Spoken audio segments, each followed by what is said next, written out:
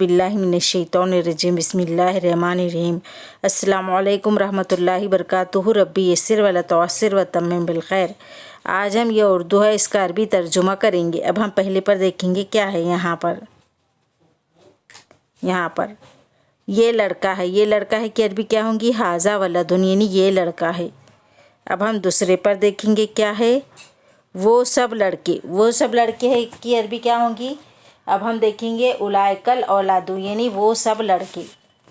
अब हम नीचे देखेंगे तीसरे पर क्या है। यहाँ पर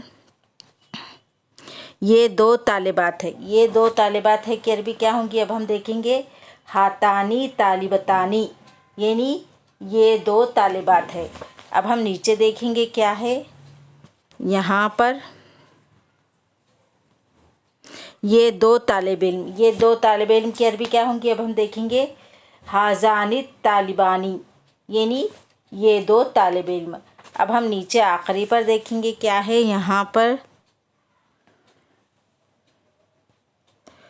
वो दो उस्तानिया है, वो दो उस्तानिया है कि अरबी हम देखेंगे। अब क्या है यहाँ पर, वो दो उस्तानिया है। तानिका मुदर्रिसतानी, तानिका मुदर्रिसतानी, यानी वो दो उस्तानिया है।